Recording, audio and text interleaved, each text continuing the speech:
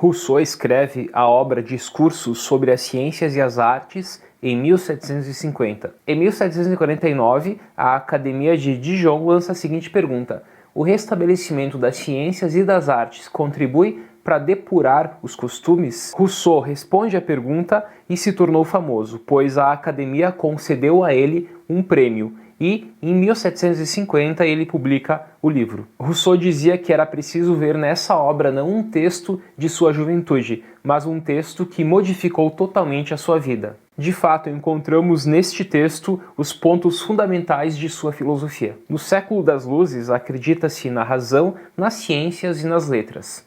É por elas que as pessoas se distinguem daqueles que elas consideram bárbaros. É delas que se espera o progresso, tanto individual como coletivo. E é justamente contra essas concepções que Rousseau se levanta. Para Rousseau, as ciências e as artes não fazem mais do que corromper povos e indivíduos. O ser humano se comportaria bem melhor sem esses artifícios de pensamento. E o valor dos povos não deve ser buscado como se supõe pelos belos salões e pelas cidades, mas sobretudo na vida rude das florestas e do campo. Destacarei agora 3 pontos da obra Discursos sobre as Ciências e as Artes de Rousseau. O primeiro ponto diz que o desenvolvimento das ciências e das artes corrompe os costumes. Nascidas do vício, como superstições, lisonja, orgulho, as ciências e as artes geram vícios. Elas assim embotam as virtudes e corrompem os costumes, porque sufocam o sentimento desta liberdade original. Elas fundem todos os espíritos num mesmo molde, o molde da urbanidade, onde, nas suas palavras, a polidez exige e a decência ordena, onde se cultivam somente as aparências da virtude. Por isso a alma é amolecida e o medo do ser humano de perder o seu luxo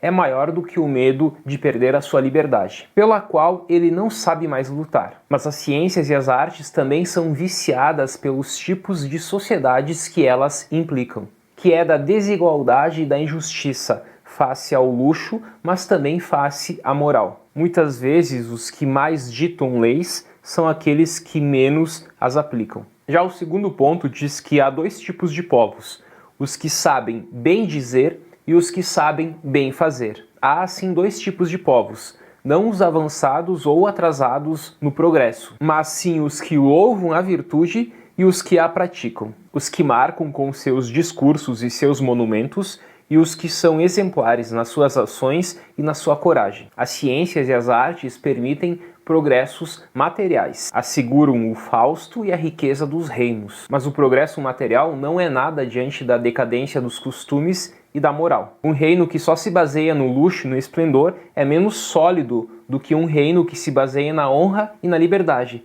mesmo sendo um reino de povos ignorantes e menos sábios. Citando Rousseau, diz ele que os argumentadores, que dando-se a si mesmos os maiores elogios, humilham os outros povos sob o nome desprezível de bárbaros.